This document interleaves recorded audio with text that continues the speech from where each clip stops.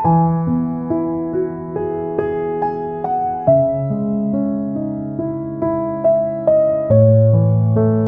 merakamkan ucapan setinggi-tinggi penghargaan